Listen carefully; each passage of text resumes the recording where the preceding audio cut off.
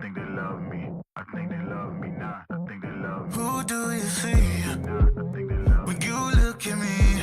I think they love me. 'Cause I do not recognize the man inside the mirror. They feast on my dreams. I'm not who I seem to be. And somehow I lost myself along the way. Losing my sanity over strangers. When they see your wounds, it gets dangerous. Can I be myself? Is it safe yet? Yeah. Or should I hide my lies and keep on running? Take my chances, all unknowing. I smile, but life is misery. I hide my pain in this melody. They see my scars and all run from me. I don't know what they want from me. Can I find peace? Yeah, will they finally see me? Can I love myself? Can I love myself? Can I love myself? Can I love myself? Can I love myself? I think they love me. I think they love me. Trapped inside this maze, it's amazing. My phone's off, so don't call me crazy. I'll show you what you want to see from me. But do you know me? I let the lights in the gram, it controls me. It's like the lights in the camera can know me. Yeah. One day I'll find my identity. For now, losing my sanity over strangers. When they see your wounds, it gets dangerous. Can I be myself? Is it safe yet? Yeah. Or should I hide my lies and keep on running? Take my chances, all unknowing. I smile, but life is misery. I hide my pain in this melody. They see my scars and all run from me. I don't know what they want from me. I bet on myself. Yeah, I bet on myself. Yeah, I bet on myself. Yeah, I bet on myself. I don't need you, I do it myself. Yeah, I bet on myself. I bet on myself. Yeah, I bet on myself. Okay, dream so big that they think I'm crazy. Let out the beast, no, they can't tame me. Don't play with me, better mind your business. I cannot stop now, I ain't finished. I'ma keep on going till I got that. Okay, the way that I'ma do it, they can't top that. No way. Critics trying to hate, but I don't talk back, I know that. Plotting on the kid with the bull, tell them all that. I'm the one that I'ma gamble on, I ramble on. I'm about to get my ramble on, and I'm the one they really couldn't get a handle on. They went and see they missed the one to get a handle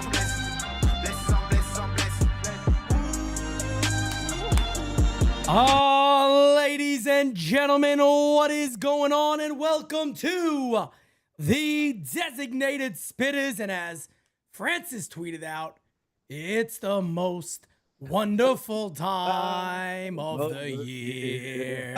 Indeed it is.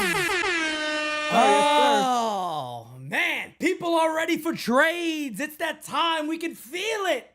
Oh yeah, I mean we can feel we feel something. They just don't know. Yo. Hey, yo. Yeah, with the My man Yankees. starting off quick. It's a 10 o'clock episode. Be careful, folks. Yeah, man, it's gonna get after dark real quick. I'm just saying, man. As Yankee fans, you know what I'm saying. You're feeling something. You don't know what you're feeling though. The Yankees have been known to fuck us this time of year. Okay. Hey, yo, he started. It wasn't me. Yo, I get blamed for everything over here. It was him. nah. That one was on me. I take full blame. What's up, chat? Chat, what's going up, crazy man? already, man. Let me just hit one of these already. Boom, boom, boom. Now let me hear you say. Because I'm probably gonna end up hitting that quite a bit today. Probably. Chat, what's up, man? We got Tony Rivera in the chat, the one, the only Macho King yes. with the. Yeah.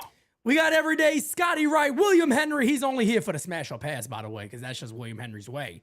Alex, what's up, my brother? How you doing, fam? El Diablo. El Diablo.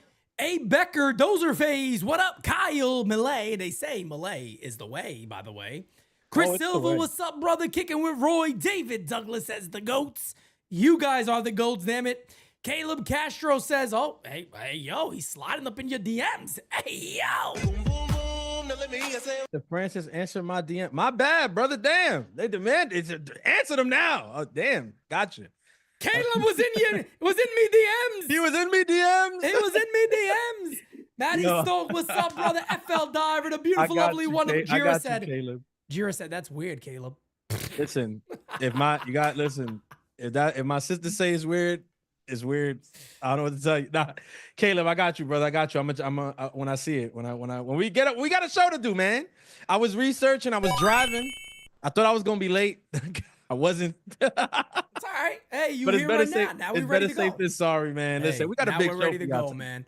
Got a big show today, man. Everybody Rocket excited. Man is in the building already. Damn. Rocket Man in the building. That J series tomorrow. Oh boy. Oh yeah. Oh yeah. It's gonna be a good one. Let me tell you guys something. Yankee fans out there. Let me tell you guys something. The Toronto Blue Jays fans are going to be invading that chat tomorrow in game season. You guys got to come out in full force tomorrow. The next 3 days, we got to be in there full force because people are catching on to game season. You see a lot of their fans in the chat saying like, "Yeah, we're going to pull up big tomorrow. Get ready."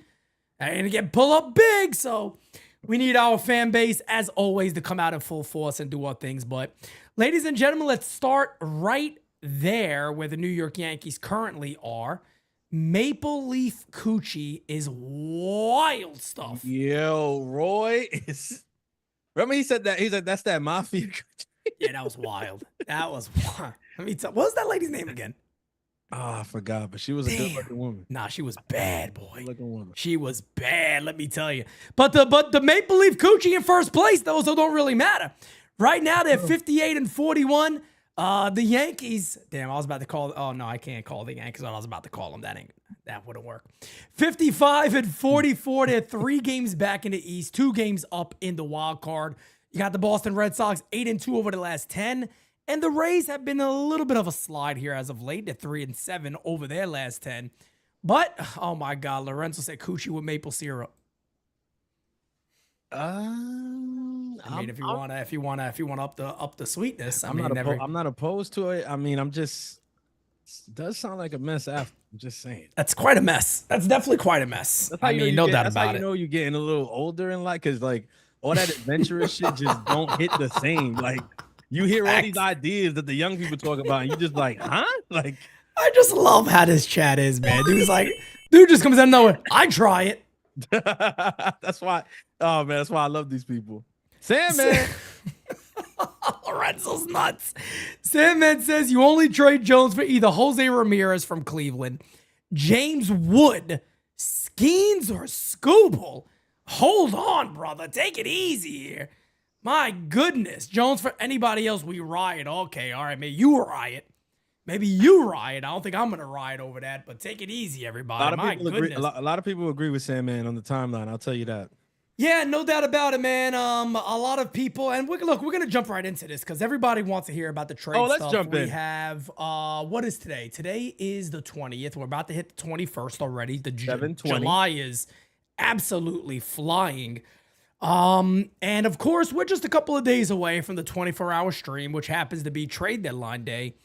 But let's get right into this, man. The Yankees are going to have to be very active. Francis is correct. Game season live today. During the game, Spencer Jones hit 2 more bombs. So he is a name right now that a lot of people are discussing. And as I've warned everybody already, just like you guys are discussing him, other teams are going to be discussing him also. There's going to be a lot of teams out there that are going to be immediately saying Spencer Jones, Cam Schlittler, Ben Rice, a lot of names you guys do not want to, move on from, but that's what it costs to go ahead and make deals.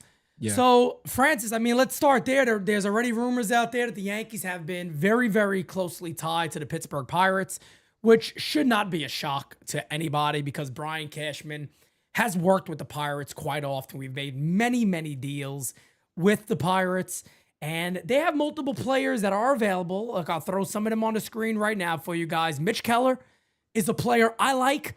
I know a lot of people don't. There's a lot of Yankee fans out there that feel this guy is just mid. I don't necessarily go with he's just mid. I don't think that's fully accurate. Do I think he's elite level? But then again, if elite level is Yankees elite level, I don't know what elite is. But I wouldn't say he's that. Key Brian Hayes is another name that, can hit, could field. Maybe the Yankees feel they could catch something there. And then in the bullpen's a guy I've liked for a while. That is, of course, David Bednar. Now, What Brian Cashman has done before, and Francis, you mentioned this not that long ago either, is that maybe this is a year that he's going to try to pull off one of the deals he did like back in the day with the White Sox when we got David Robertson, Tommy Kahnle, and Frazier. Mm-hmm. Could you see something like that right now, considering there's a couple of teams that do have, in reality, what we need, and we could kind of work like we're going to Costco and just buy in bulk? I like that. I definitely like that reference. I 1000% can see something like that, because when you're in the position that the Yankees are this season, right? It's not unlike it. It's not. I'm sorry. I can't even talk. It's not common. This year, the Yankees have a lot of needs at the deadline, right? A lot. And I know some people feel like, well, no, that's every year. It's not the same. Last year, it wasn't to this extent. Last year, we wanted what we wanted. We did get Jazz, and but it wasn't to this extent. Even the year before, but this year, for the Yankees to say that they're going to be a World Series contender, they need a third baseman. They need another arm in the bullpen, and they likely need another start in that rotation. That's 3 big gets like you need to get. So when you're talking in trade talks with different teams, obviously a lot of times it's centered around one player. But if you find a team that matches up with you in a kind of one-stop shop kind of place, that's a team that you need to engage a little bit further to see. Because if you can find a way to hit somebody up as a one-stop shop, like a Costco, if you will, right? Yeah. I mean, you save yourself a hell of a lot of headaches. And if it's somebody like Pittsburgh, who the Yankees have tons of familiarity with, have done deals with in the past, I think those deals are a little bit more easier to kind of facilitate than, say, I don't know, like an Arizona or something like that. So it's something to be aware of, that I do think it's a very real possibility that the Yankees try to make a big deal at the deadline. No doubt about it. And Macho, just to give everybody a heads up, says you can also get a gallon of maple syrup at Costco. So maple syrup making a big statement today on Designated Spitters quickly out the gate. Maple syrup, folks. Yeah, no doubt about it. Mary Ellen Ford with the super chat. Thank you for being a friend. Ba-da-da-da.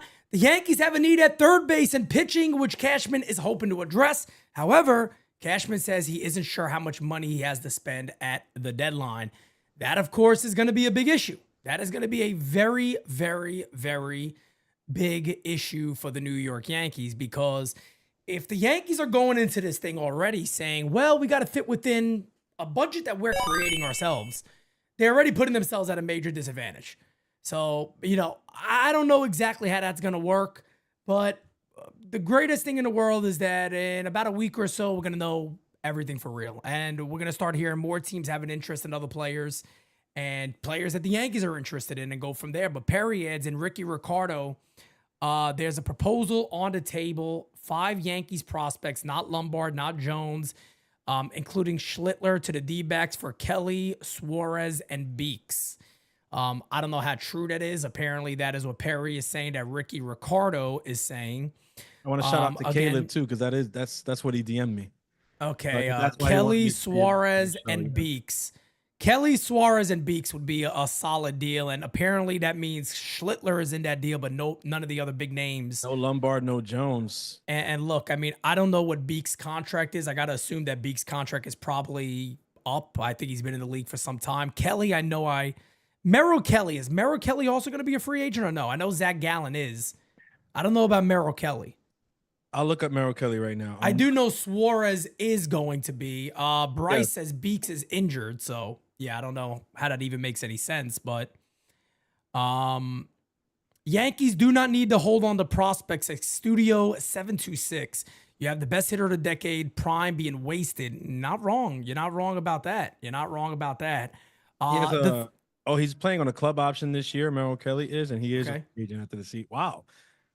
This is, again, kind of going back to your point, this is kind of what makes the Diamondbacks option to be kind of like that Costco for the Yankees. No doubt about it. A lot of guys no doubt about it. On expiring contracts. So no doubt about it. Interesting. And if you look at Eugenio Suarez right here, I mean, look, everybody knows what Suarez is. There's no mistaking here. Not a great defender. I don't think he's, a slasher out there like a Michael Myers, meaning he just kills everything. I don't think he's that. He's a phenomenal offensive presence presence in this team's lineup. Yeah. He already got 35 homers this year. The guy has a chance at 50 home runs this year. Yeah. Eugenio Suarez has a chance at 50 home runs this season, folks. And I'm sorry. If you could, I know he strikes out, and Pete, he's not the greatest defender in the planet. And Francis, I think, made a great point last time we were on. I think that was on, it might have been Nights at the Roundtable, maybe, might have also been All Rise. When you were basically like, I know he's not great, but I think people are going a little too far on how bad he is defensively. I do. I just think it's common. Like, we see this every deadline where, if remember last year with Jazz, when the Yankees were interested in Jazz Chisholm, and they're like, what did you see coming out? Oh, well, you gotta be wary because he's a bit of a clubhouse cancer, and he's not a team player, and he's kind of a me guy. Like, every time the deadline comes around, and a player is kind of the belle of the ball, you know what the positives are. Some journalists out there make it their mission to kind of also highlight, well, these are the cons with this guy or whatever, and sometimes they get exaggerated. Like, if we imagine we believed all that stuff about Jazz last year. Oh, forget about it. Like, it'd have been a nightmare. In all honesty, has he been a clubhouse cancer for the Yankees? I don't think so. No. I don't think he's been even close to something like that. So, but that's what they were telling us. And I feel like you got to kind of take these things with a grain of salt and look a little with your eyes, because in reality, shouts to MLB Marathon, who said it in the chat after I said it. He's like, he's serviceable at third base. And that's what I believe. I'm not saying he's a great defender, but he's serviceable. Like, it's not going to be horrible there. You know what I'm saying? I think he's going to make the plays that are hit to him, at least bare minimum. The plays he's supposed to make. The plays he's supposed to make, he's going to make. Is he always going to make, these phenomenal plays? Once in a while, he probably will, but not all the time. Exactly. And that bat in that lineup is just huge for them. Another name that I am going to talk about today, and I'll get to because I've talked about him a lot in the past, and I kind of feel bad I haven't mentioned him much this time, but I will. Rocket Man adds in what I heard is Yankees was Suarez and Zach Gallen. Everybody's hearing something right now, brother. But I'll throw Merrill Kelly up on the screen too here. He's having a better year, no doubt about it, than Zach Gallen. It's not really even close. 332 ERA, 106 whip. And again, a guy that, doesn't blow anybody away with this phenomenal fastball velo. Doesn't really have that. Tops out at about 92 miles an hour average on his fastball. More of a control guy, command. Decent ground ball percentage, which is good for the Yankees if you're a right-hander. He does some of that stuff. So I think we could all agree that if we were, and I think maybe, I don't know, you might have said something different. If you were to choose between those two starters, who are you taking out of those two guys in a deal with Suarez? I think when we first mentioned it, I think I said Gallen just off of experience, and I felt like he would cost less because of the struggles that he's had this year. I don't think you can ask for the same thing for him that you would have been able to in years past. But say we believe the Ricky Ricardo report, and I'm not saying that I believe or don't believe it. I'm just saying, right? Like, we're playing along with it. Couple seconds, say I play along with it, and I do believe that. If there was a deal on the table that didn't include Jones or George Lombard Jr., and you were getting back Merrill Kelly, and Schlittler's in the deal, but you're getting Kelly, Suarez, and another arm back, hell yeah, I do that. If that's what it's going to cost, I agree. I feel like he would cost more. And I'll ask the same thing to the chat. I mean, I know you got to know the names, but based off, let's just play along with what's saying here. Yeah. If like Francis said, you don't have Jones in that deal, you don't have Lombard in that deal, you do have Cam Schlittler, but none of the Yankees, other big names that everybody's kind of going bananas about right now, are you making that trade? Because I don't know how you don't make that trade, to be quite honest. Now, is it guys like Rock Riggio, who I'm a big fan of? Yeah, me too. I'm a big fan. Is it Carlos Lagrange? I don't know if he's in that deal. We don't know that. Yeah. So that's interesting. Israel Santana says, hey guys, how you doing? Doing great, brother. Thank you for asking. But that's the interesting thing. And that is what the deadline is all about. It's about these conversations, about fun ideas. But again, for me, look, there's a lot of guys in the system that a lot of people aren't talking about that I'm a big fan of. I just mentioned one, Rock Riggio, I'm a big fan of. Carlos Lagrange, I'm a big fan of. And the reason why I think Schlittler can be available is because of a guy like Carlos. Because you talk about a guy that throws 100 miles an hour. Okay, he does that. And I mean, this kid is dominating the league. And I still think everybody's on notice. I still think with Lagrange, I still think everything we're 100%. Seeing now, there's a whole other, like, I'm not trying to downplay Schlittler either. I don't want to do that. No, not at all. But I'm agreeing with you. Like, that's kind of why you can do that. No doubt. And if you look at Carlos right now, what he's doing for the Yankees, I'm gonna pull him up real quick. This is a kid that is 22 years old, 8-4, 3.96 ERA, 77 innings. You ready for this? Hey, TC, what's up? 77 innings, 113 strikeouts. Son. 113 strikeouts in That's 77 innings. Stupid. And to break it down a little more for you, he's pitched better in Double-A, so he's just getting better as he goes on. He had a 4.10 ERA in A-ball, a 3.79 ERA in Double-A, 35 and 2/3 innings, 49 Ks in the league that is the most demanding of talent, the best levels of talent there. That's why if it comes to me, I'm like, hey, I could make Schlittler available if the deal is right.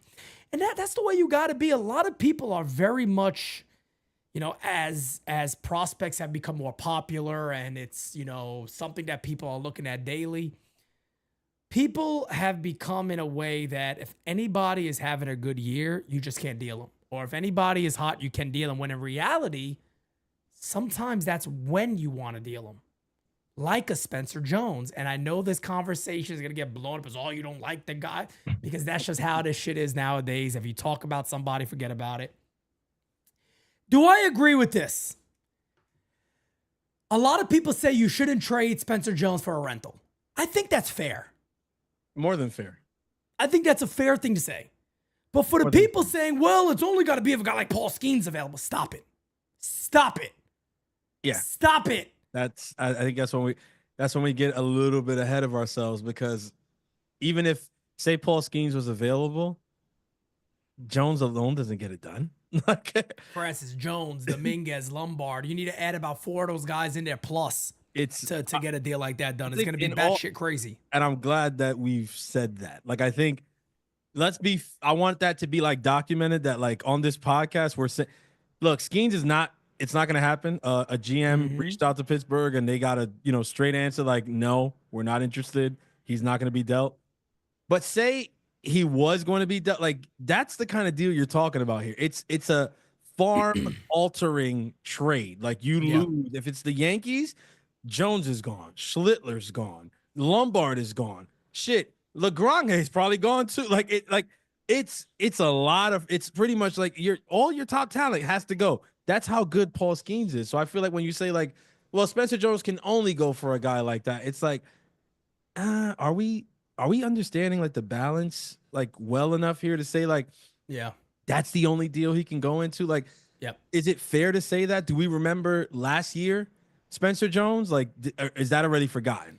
Yeah, there's red flags there still. And I was trying to explain that today without anybody, kind of going nuts and getting super aggravated about talking about prospects. But there are issues there. There are red flags there. And I think people need to understand that. A lot of people simply just sit there and go, no, he's good to go. He's fine. He's good. That's it. There's, Spencer Jones is this great prospect. He's doing great in AAA. Don't you see the numbers? He's going to do it at the majors. No, not at all. Like, look, I am all for the Yankees potentially next season having Dominguez in left, Jones in center field, and Judge in right. That is a Yankee fan's dream. Look, this is Pete Dombrowski. I'm willing to trade any prospect anytime to give me a World Series today. Okay? I always say it. Would I be the best GM in the world? I don't know, because I'm very willing to make deals. I told Francis this last year. You guys remember when the Yankees got Soto? And I was like, I'd be on the phone with fucking everybody. Yep. Who do you want? I'm making every deal humanly possible right now because we just got this team dude. Possible. Yeah. Bro, everybody's on the table. They'd hate me. Yeah, New York would love me or hate me either way, and I'd be okay with it. Because I would hate myself if I fucked up. But I would be ready to move everyone. But it is my dream also that we see an outfield like that. That would be amazing next year. Dominguez in left, Jones in center field, Judge in right, defense, speed, everything out there looks good. Jones is maybe a 30% strikeout guy, but maybe it's 240 with a 900 OPS, 870 OPS, 850 OPS. Okay, sign me up. He plays very good defense in center. I'm okay with that. That's phenomenal. I'm cool with all that. Really good. That's You know what I'm saying? Nothing to sneeze at. So, okay, if he strikes out, here's the other thing, too, about strikeouts. Francis, you know this game. You know numbers very well. Are strikeouts like at an all-time high in baseball? Yeah, right now, this is the, it's I hate admitting it, but this is the game today. Is it kind of like a part? Yeah, there you go. I was just gonna ask you, isn't that kind of like what the game's about today? Like guys just strike out. It's kind of normal. 3 true outcomes. They say it all the time, right? Is analytics people bring it up all the time. 3 true outcomes. You kind of, some people are completely against those kind of players. Some people are for them, or some people say that every team kind of has a couple of those guys and it helps. But that's kind of what the game's become, right? You know what I'm saying? Home run, strikeout, like that's it. Like that's where we are. Like there's no, like, I'm sorry, like when we speak about things like, bunting guys over and stuff like that or whatever, like people think we're crazy. It's like they almost don't know what we're talking about half the time. There's kids who've been watching the game a lot less than us, and they've never seen that sort of baseball, because that's what the game is today, bro. Like, so a guy like Spencer Jones could come up here and strike out 35% of the time. Yeah. And if that OPS is, like you said, 850, 875, and he's hitting home runs and playing great defense in the outfield, nobody's going to look at that. Nobody's going to care. Agreed. And that's what I'm trying to say about the game today, is that you got to also kind of take that into account. But let me ask the chat this, because I just want to see how biased everybody really is. I love doing this because I really want to see how truthful a lot of fans are. Would anybody also be shocked if Spencer Jones came up and just got manhandled by Major League pitching? Would that shock anybody in the chat? I'll be honest. I'll say it right now. It wouldn't shock me. It wouldn't shock me either. But I'm trying to see what they say in the chat. Because me too. I really do want to see what they say. Like, is anybody like, oh yeah, that would shock the hell out of me? I can't. And I mean, there you go. You basically got everybody saying no. So and John Brophy knows these guys better than probably all of us in this room right now. I don't see Los in here either, but John Brophy probably knows these guys better than all of us. And he's immediately, nope, that wouldn't shock me one bit. And that's what I'm trying to say. That's what makes GM's job so hard. John just said the strikeout rate now is concerning at times, because if you are Brian Cashman and co, because he's not the only ones looking at this, you probably got Omar Minaya in there. He's one of the greatest scouts of all time. So Omar Minaya is out there doing his thing. I don't know how much he's being listened to, but I do believe him and Brian Cashman are apparently very good friends. So my assumption is he probably holds his opinion very, very well. Old Sarge says, I think that Jones' floor in MLB is 250, 350, 550. That's wild. I'll be honest with you, brother. That's why. If that's his floor, like that's his lowest level, I don't know about that. 900 OPS being his floor is... Yeah, 250, 350, 550. But can I say something?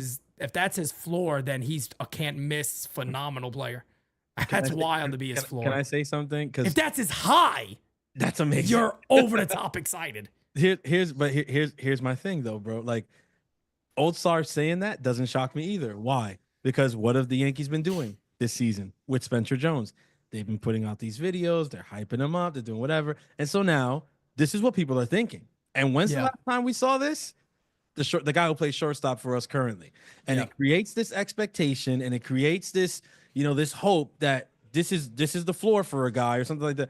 And it's like, it's no offense to Old Sarge. I love him. You're here. Yeah, of course. No, everybody's entitled to their opinion. Your Nothing opinion. wrong with that. I'm just saying, but in reality, that stat line, that can't be a floor for a prospect like Spencer. Yeah, that's an all-star, man. But in today's game, that's an all-star. That's exactly. But I get why he's saying that, because if I was just seeing, just following how the Yankees are talking about this guy, how the Yankees are promoting this guy, the videos that I've seen the last month and a half since he's been, called up to AAA, I'd be thinking the same exact thing. But in reality, right, a guy like Brophy, who's there like all the time, you see it, like the guys who are there every day, watching it every day, they wouldn't tell you that his floor is a 900 OPS. And it's not to disrespect the prospect. It's just because in reality, that's just it's a fantasy expectation for a guy like that.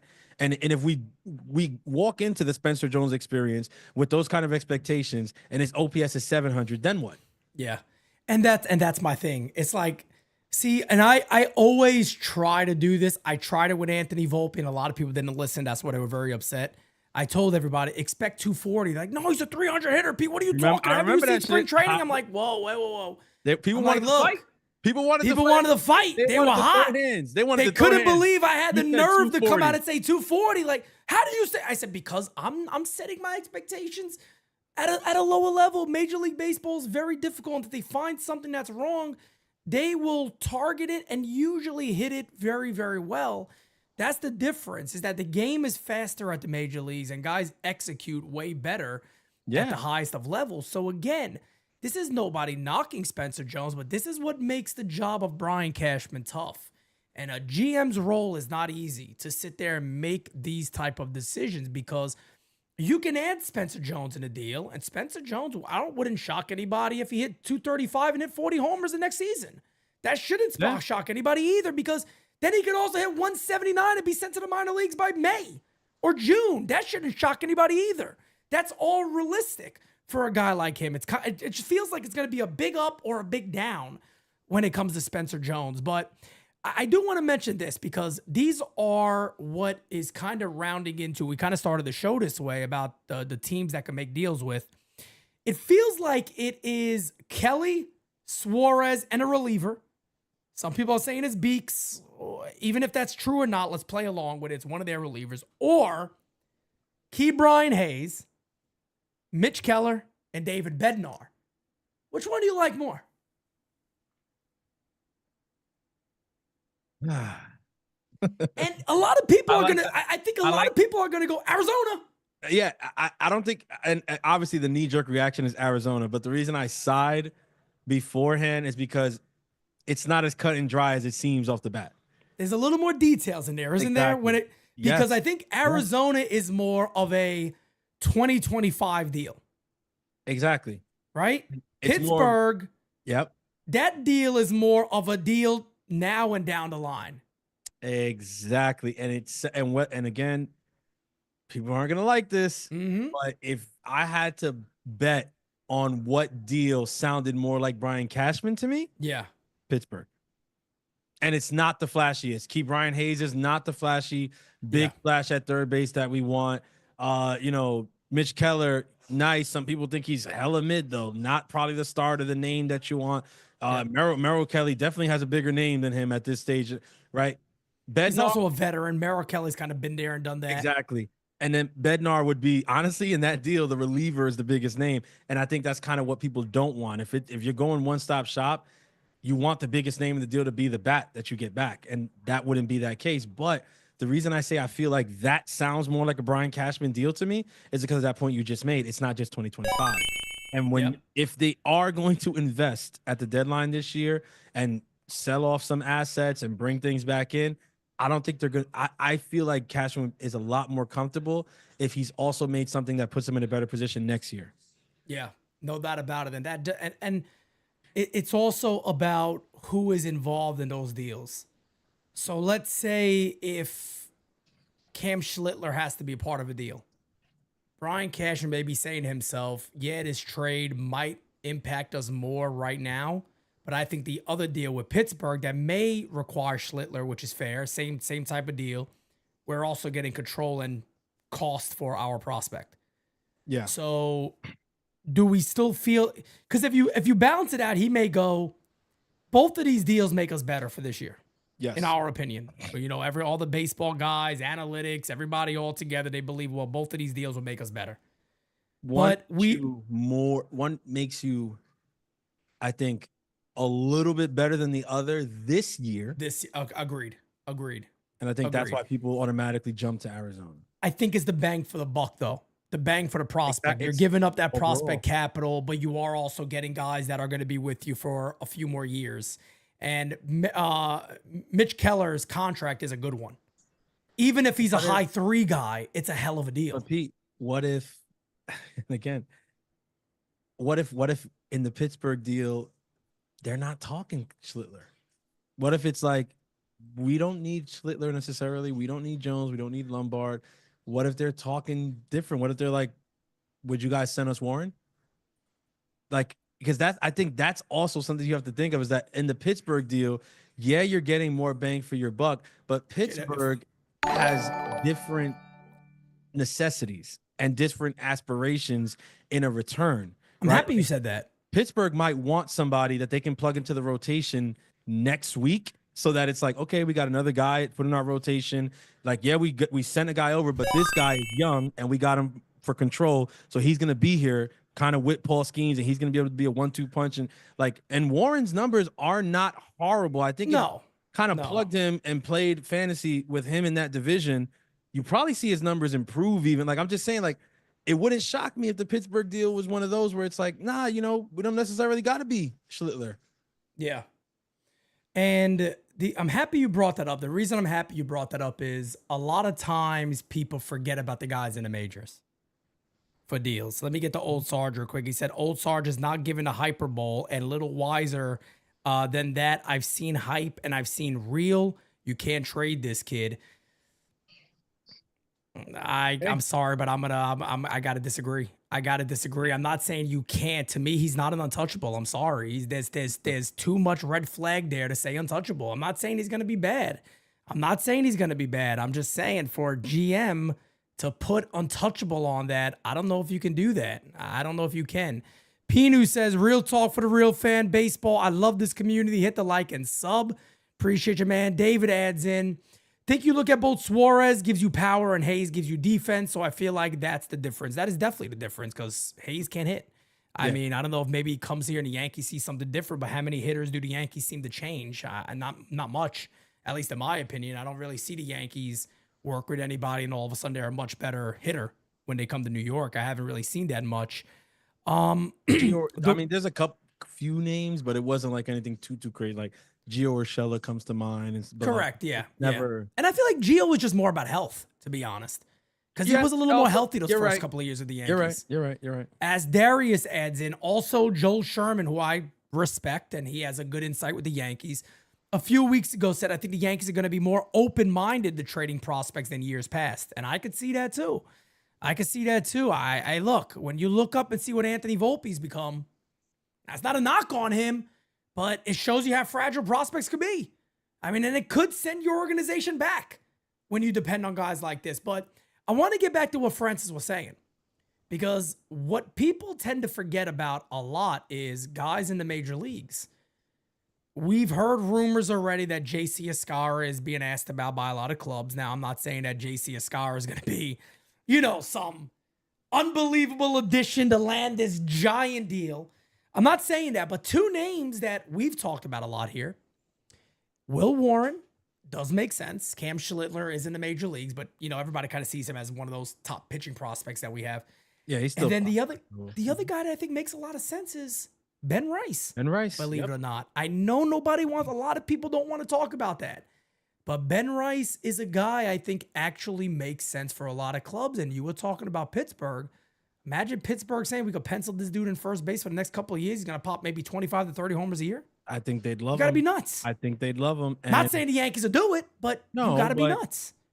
Again, but this is what I'm saying. I'm glad I'm glad we're doing it because I feel like it'll help other people to have similar conversations where it's like, it's not, these deals aren't always only centered around prospects. And it's true what Darius said, because I saw Sherman say that also.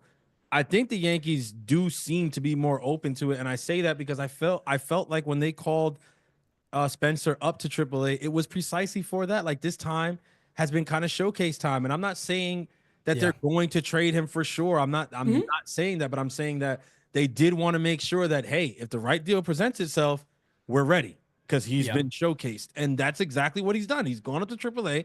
He's done exactly what they knew he would, what we knew he would, what everybody who's been paying attention knew he was going to do in AAA this year. Mm-hmm. And now it's like, hey, if somebody's out there, you guys really want this guy, well, you've seen what he could do. Let's talk. Like, the showcase is done. And now it's like, if the right deal presents itself, it's an available option. But there's also guys like Ben Rice, like Will Warren, who, again, are there cons? Yes, there's cons, right? Like, I saw people there's, he throws 94s, whatever. I get it. But Will Warren has shown some very, very bright spots this season. Mm-hmm. And we would be remiss if we just sat here and only focused on the clunkers that he's thrown. It would be completely unfair to the talent is there. Yeah, and this is his first full season too. Yeah, bro. And in his last 4 starts is like a perfect kind of example, right? An exhibition of who he is. He has 2 horrible outings and 2 amazing outings. Like, That's what he is right now. But he's a pitching prospect, and that's kind of what they all do. Like Exactly right. I'm not willing to say like, oh, he's like, this guy's he's shitty, whatever, like that. Like, no, I don't think that's the case, and I think that the other 29 teams in MLB also know that no, this Will Warren kid, like, there's definitely something there. So it wouldn't shock me if a team called and said, okay, well, I know you trying to add to the rotation, but you want this guy, we'd like him. Like, oh yeah, I mean, I think that makes all the sense. And I got actually a really good question that I want to ask the chat, but I want to get to some of these comments real quick. LB says they're listening on Jason Dominguez. You guys will not like to hear that. Well, LB, maybe I don't think you're new here, but I've been saying it for a long time now. It wouldn't shock me one bit if they moved Jason Dominguez. That wouldn't shock me at all. So definitely, would bother me. Yes, I wouldn't like it. I think Dominguez needs to be here, but would not shock me one bit. Perry says, look at how they drafted the last 2 years college guys that develop quick to help the team or trade. I don't know why, but Herring might be my favorite prospect. A lot of people are very, very high on him also. So they got a lot of young guys coming up. Rocket Man says Bo Bichette will be a free agent this year. All I'm saying, why would they trade him? That team has a chance to win a division and maybe do something this year. They should be looking to add, which I believe they will be doing. I don't think maybe he's saying for the offseason. Oh, maybe yeah. If you mean for the offseason, okay, yeah. I could understand a conversation there with that. But here's a question I got for everybody. I want to see where everybody is on this. And Francis, I'll ask you, but I want to ask the chat. Let's let the chat response first. So it's going to take a little bit of time here. Yeah. If you had to take a player over the next, do I go 5 years or 3? What do you think is more fair for projection wise? Like, who you would take next 3 years or next 5 years? Let's say 3, 5. Young players. Yeah, I'd say 3, 5 is tough. All right. Next 3 years, you got to choose one of these two players. Who are you taking? Ben Rice or Spencer Jones? And they play every day. All right, let's see what the chat says. I have my answer.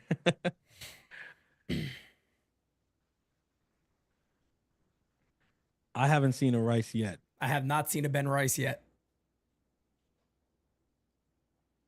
I saw both is not allowed. Both is not allowed. Tyler Talbot said Ben Rice. It is basically a runaway for Spencer Jones. Brophy says Rice. A lot of people say Jones. Brophy says Rice. I want to show people something real quick. Everybody's saying Jones. It's the hype. It's the hype, brother. It's all about the hype. It's an amazing thing what a young prospect does when they start to hit. I want to show everybody something real quick. That's Ben Rice. And I know this doesn't mean everything, but this also tells, his expected batting average is 296 this season. Yes. There is a time, this is not Joey Gallo. This is a guy who actually has been unlucky this year. It really is true. And I'm not a fan of saying the unlucky shit. I'm not. He has been unlucky this year. Because he's not like an insane strikeout level guy. He's not. At all. Pete, he puts the ball in play. When a guy's savant page looks like this, we don't have to qualify a damn thing about the player. Like, look at this shit. Look at that. Yep. Do you guys remember when we were doing this last year with Judge and Soto? Do you remember how the top of Soto's page looked? This looks eerily similar. In the offseason, when I would say, well, if you got a guy like Vladdy and I pull his page up, I'd be like, that's the serial killer shit. Exactly. Ben Rice has that. And I agree with some people that like, I don't like expected stats either. I don't like them either. Because again, expected. What does it matter? It's not what it is. Who cares about expected? But it's part of the story. But it is part of the story. And that's right. Like with a guy like Joey Gallo, that shit kind of bothered me because I'm like, all right, come on, guys. When you're striking out 240 times a year, like, I mean. We watched Joey Gallo. We watched it. I'm like, when I watch Ben Rice, I don't know about you guys. When Ben Rice comes up, I'm not thinking home run or strikeout. Nope. I don't think that one bit with Ben Rice. So again, my thing is Ben Rice has also showed that he looks a lot better at first base. He does some catching. Does anybody in this chat think Ben Rice can't hit 30 home runs in a year? Would that shock anybody? Because the reason I asked this question is because I kind of wanted to show something here. Guy Lasorsa. What'd he say? He knows me. He said I know Francis is going Ben Rice. Oh, they know. This is why I said this. And this is why I wanted to bring this up, because it shows you the hype of a prospect when they start to go off and the hype train behind him. Ben Rice never had the hype train behind him. So a lot of people in the chat are saying, Pete, 30. I think he can hit 40. But you guys are saying you take Spencer Jones. Why? Because Spencer Jones is being showcased as a guy who can maybe hit 50 or be the net. Remember, lefty Aaron Judge. Like, Aaron Judge has hit 60 before. Like, does anybody think Spencer Jones can hit 300 in the majors? Like Aaron Judge? I hope. Let's see what they answer first. I hope there's not a yes in this chat. Please. Give me. We're better than that. Okay. Thank you. Sandman says yes. I can't. I don't see it, man. I don't see it. I mean, I've been watching this kid a while now. I mean, like we saw him live a few times, even like he's the power is there. I would never argue Spencer Jones' power. That he has it's 100%. Easy power. He got power. He's gonna hit homers no matter what. And it's true. To their credit, the last time I saw a Yankee prospect with easy power like that, it was Judge. Respect. Yeah. No, the power is there with him, no doubt about it. The average thing, though, I don't know. There's still look as good as he is, and I just hate that we have to do, but it's like I can't lie. Like I'm never gonna sit here and lie to you guys. As good as he is, when I see his swing, the setup still looks uncomfortable to me, and there's still a lot of holes, and it still seems a little bit long. Yes, the power numbers are there. Yes, he's been hitting home runs. Yes, he's improved a lot. No doubt about it. He's putting the work in. But I still see the flaws, and that's okay. Like Jason Dominguez still has flaws. I mean, even Aaron Judge will tell you that he still thinks he has flaws. I mean, I don't think there's very many offensively, but I mean, these things, I get it. Everybody has them. But when I look at Jones, like I don't see 300 as an average. I can't. Yep.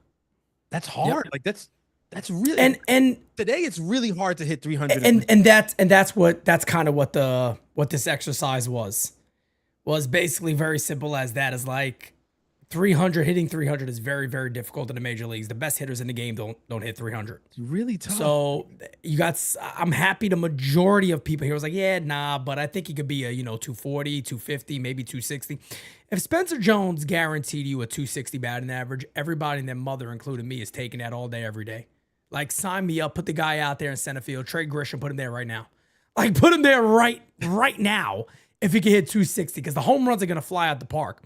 David says Jones has power, defense, and speed, and center field, something you don't see much in our system over the last 7 years.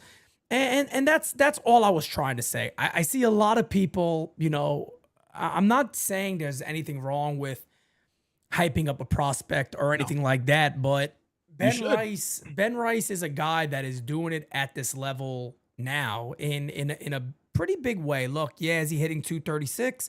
Look, I think his numbers should be a little better than that. Again, not a big fan of the expected batting average shit. I get it. It's not what it is.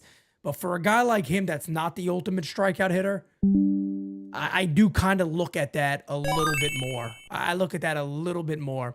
Sandman says some of you would have traded Mariano Rivera at 95. Well, that just makes, I'll be honest, Sandman, that to me just makes no sense to the argument, to be honest with you. Makes no sense to the argument. On top of that, nobody was even caring about prospects. Nobody even knew who they were until they did something in the majors. To be fair, now is very different. You got a shit ton of information on these guys. It's completely different times when it comes to prospects and trades and who you keep and who you wouldn't. I'm just simply saying, I just wanted to do that example because there's a lot of overhype there. And I think as a Yankee fan, you can admit that. You can say, look, I think he's going to be good. I hope he's going to be good. You guys heard me say, I hope the outfield next year is Dominguez, Spencer Jones, and Aaron Judge. That's my hope. But I'm simply saying I wouldn't say no to everything, is all I'm saying. That's it. Listen, if the Yankees are able to hold on to Spencer Jones, and Spencer Jones does make his debut with the New York Yankees sometime soon, I hope he doesn't break your hearts. I really do. I hope he doesn't break my heart, because guess what? I got expectations for him.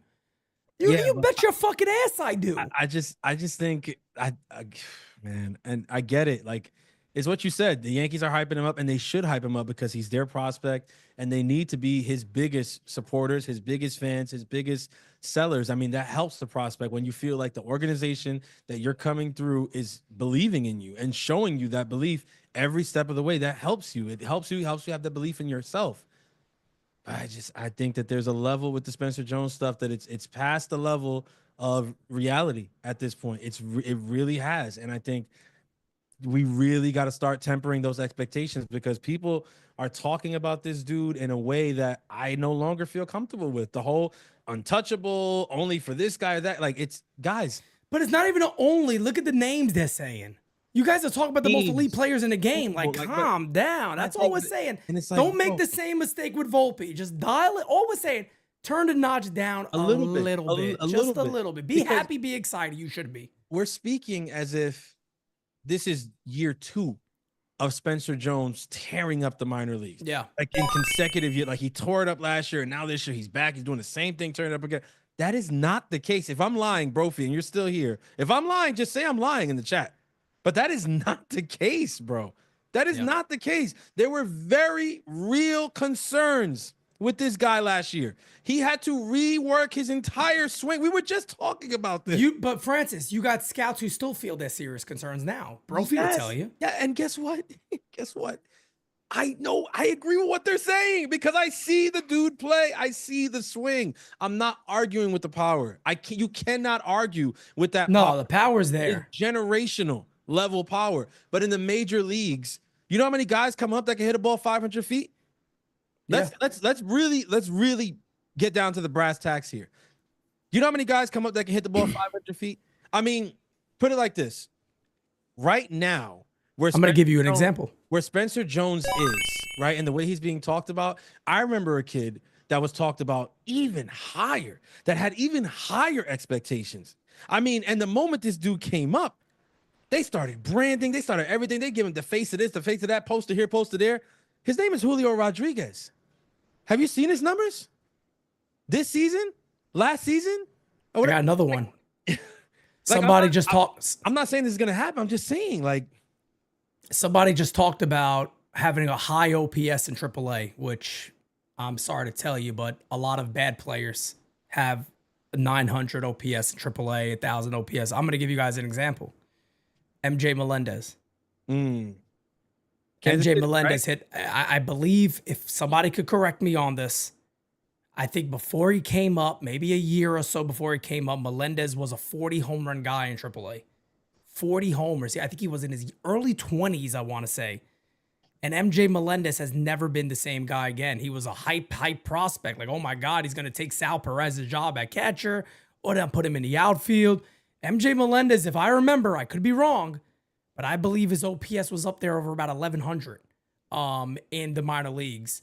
Janito says never. I'll double check on it. I don't think I'm wrong. I don't think I'm wrong on that, but I'll double check myself and see if I'm correct here. But I'm pretty sure MJ Melendez had like a 1,000 plus OPS, 40 something home runs. And again, he's a guy that come to the majors and has failed. And he had a lot of the same problems. Striking out.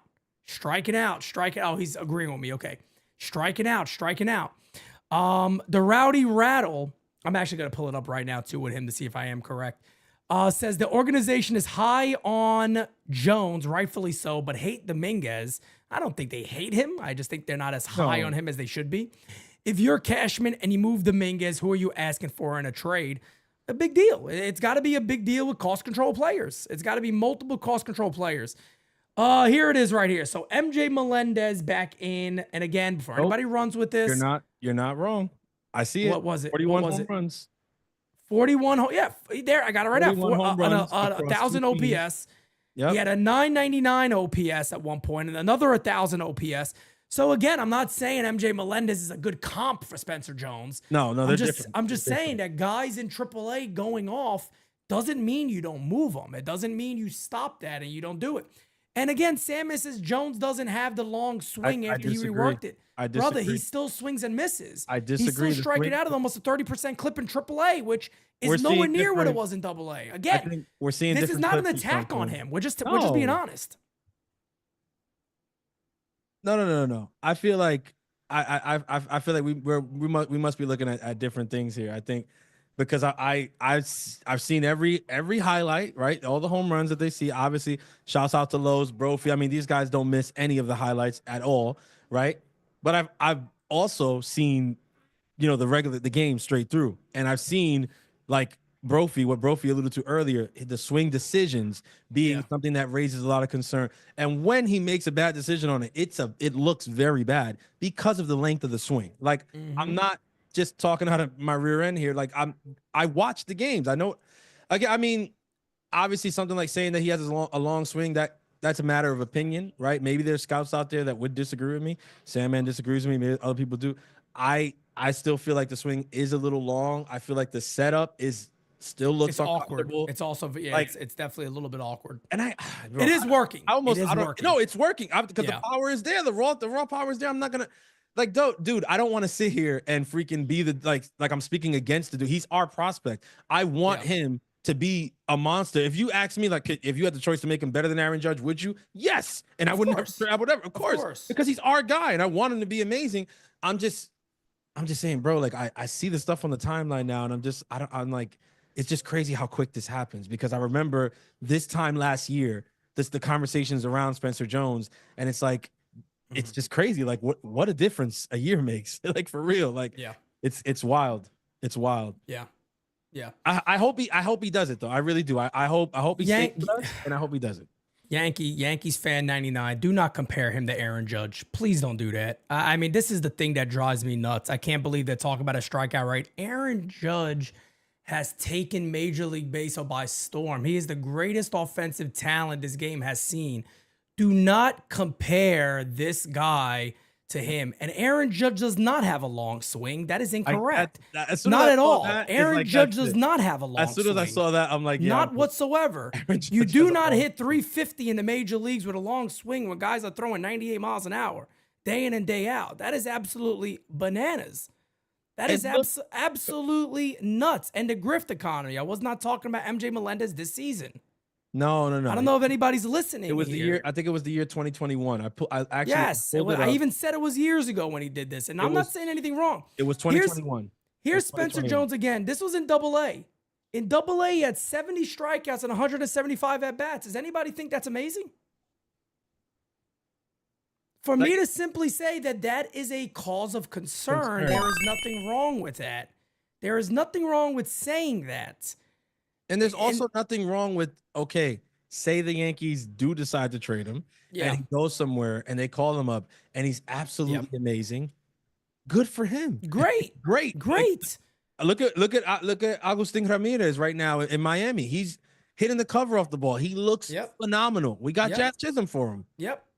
Yeah, no doubt. And also too, people are talking about the 1400 OPS. Look, that's awesome, guys. That is 68 at bats in AAA. It's a hell of a hot streak. Yeah, to say that Aaron Judge's swing is like, I feel like, no, you can't. Again, like anybody saying that, I'm sorry, you're just wrong. They're looking at wrong. The Spencer Jones stuff and the videos, and they're like, hey, he looks like Judge's stance from the left-handed side. When the two at bats, when the two batting stances are frozen, they look identical. I will not argue with anybody about that. No, they do. They do look identical. Freeze the batting stances. It does. On pause, they look identical. It does, 100%. The moment you press play and they start to swing, you realize that the one on the right is an absolute monster. I mean, it's fluid. Aaron Judge, I mean, his hands go from here, and the way his body is, I'm telling you, there's not a part out of sync in Aaron Judge's swing. Yep. The legs, the hands. It's amazing. We even got to talk about this, to be honest. It's ridiculous. It's so freaking good of a swing. And again, I don't have to tell you because the numbers are there. Right? Reminds me a lot of Anthony Volpe. I hate saying it.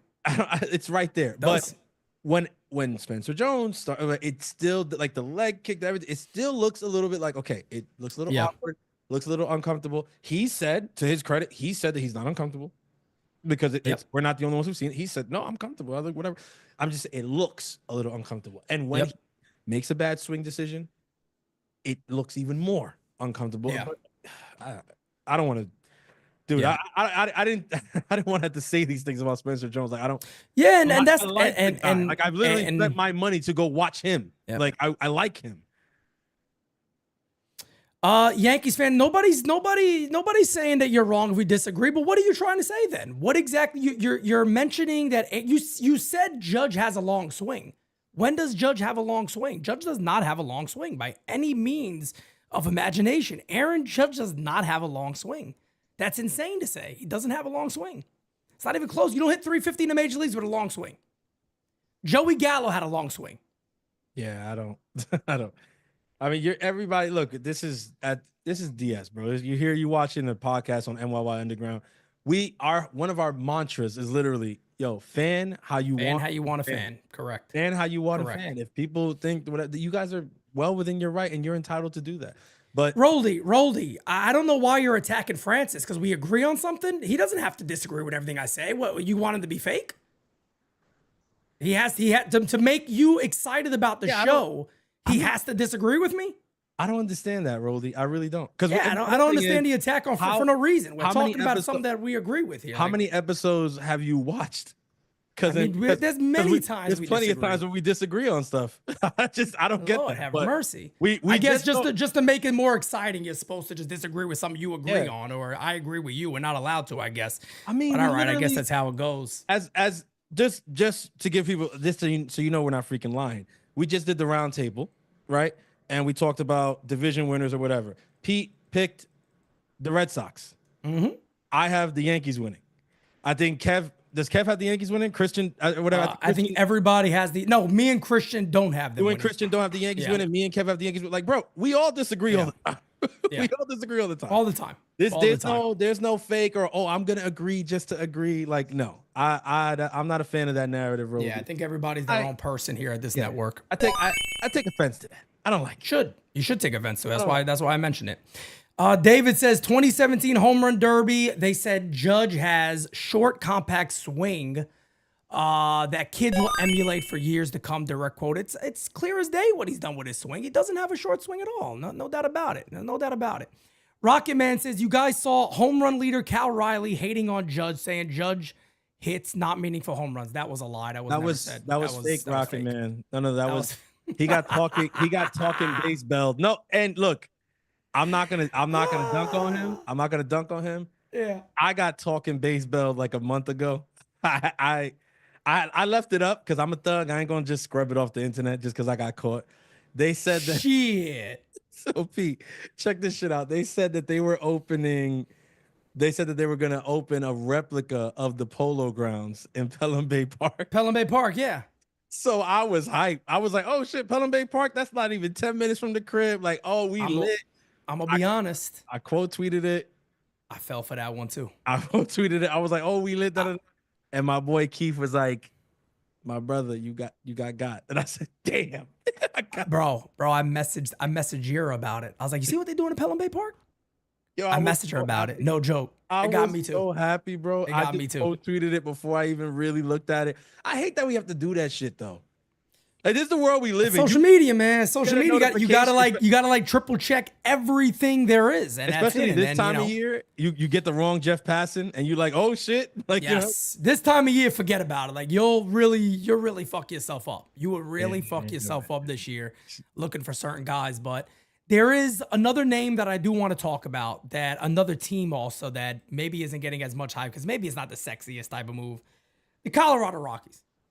The Colorado Rockies are a team. I am probably wrong for me to say this, to be honest, because I've talked about Ryan McMahon for a long time.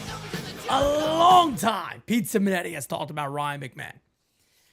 Ryan McMahon's having a down year, specifically in the batting average department and all this other stuff, but Ryan McMahon can field the baseball. He can field the baseball very, very well. There's also a strong opportunity that Ryan McMahon goes to New York and is a better player. Look, one thing I do believe is that swinging in a team that just is not going to win and it's just a bad team I think there's a difference to playing baseball and being motivated every single day.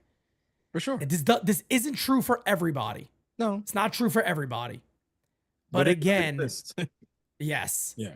When you go ahead and maybe go to the Bronx, you'll be a much better player. And there's a chance that maybe that does pop up and he is, somewhat better. Look, I'm not gonna shit on Ricky Ricardo here, but I don't know when Ricky Ricardo's became an insider. All of a sudden. I'm not shitting on Ricky Ricardo. I like Ricky Ricardo.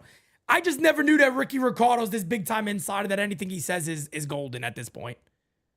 And has he ever broke a trade, broke news? I'm just saying, I don't know if he has. But it seems like everybody in the chat's like, well, Pete, don't talk about McMahon because Ricky Ricardo said. I'm just like, are we serious? I think, look, again, it's not a knock on anybody. Ricky no, not at all. Deportes, all these different guys, our friend Hector Gomez, all these like Mike's my guy too. A lot of times, Mike Rodriguez. A lot of Mike's times, my guy. All of these guys get a bad rap. A lot of times, like, oh, they just always put out fake news and whatever. Like, I'm not that kind of person. I don't think that. I understand what they're doing. A lot of times, this information that they get is just information that comes from different fountains. So it's like, yes, can it be trusted 100%? Probably not. Yeah. Because it's not a guy with direct knowledge, but it's a guy who's close to somebody with direct knowledge and stuff like that. But this time of year, bro, everybody's got a rumor. Everybody's got a story. Everybody's heard something. Yes. So, yeah, what Ricky Ricardo is saying no to McMahon, and tomorrow Joel Sherman could say that they're thinking about McMahon. Agreed. And could come out and say, no, they're not thinking about anybody but Gino Suarez. Like, I mean, Heyman's talking Suarez. You got Sherman bringing up Hayes. You got Ricardo's talking about, bro, everybody's kind of bringing up. That's trade deadline stuff, man. That's the trade deadline. You know what I mean? Yankees. Everybody should be kind of used to this by now, that this is how it happens on the deadline. As Ronnie adds in, Francesa has been begging for McMahon all week. Sincerely, Ronnie de Oro. Ronnie de Oro. No doubt about it. But I want to also, and just to stick on the Ryan McMahon thing real quick, again, these things change every day. So you're looking at all the possibilities. There are guys in the bullpen. Seth Halverson is a guy we talked about. Bird's another guy we talked about when it comes to the Rockies, that maybe it's another package, type thing that you can do and go from there and this and that and make things work and figure things out. So it's just another name. But this is really fun, right? Because everybody... And I'm really happy I'm doing this today because I'm showing a lot of love to Ben Rice. I'm showing a lot of love to Ben Rice today. I want to do something else, right? Because the hitter that Eugenio Suarez is fucking awesome, right? Again, Suarez, Ben Rice. Suarez, Ben Rice. Suarez, Ben Rice. Oh, man. And I'm not shitting on, I'm not saying you don't trade for Suarez. I like Suarez. I like him a lot. Everybody knows. I'm just simply saying, a lot of people said they take a guy who was never in the major leagues yet over what Ben Rice has done at this level. You remember me? Benny! Benny's the name! Yo, mio. Just saying. I'm just saying. That's all. I'm not shitting in Spencer Jones cornflakes. Matter of fact, Spencer Jones is Italian. What does that have to do with anything? Because I'm going to be biased, damn it. I want to see, look, apparently, no, seriously, though, he is like Italian on his mother. His mother's Italian. He's like, hey, I want dual citizenship in Italy. He's like, I want citizenship in Italy. I love being Italian on my mother's side. So Mama Jones raised him right, damn it. I'm going to eat pasta fazool one day with Spencer Jones when he's hitting 50 homers in the majors.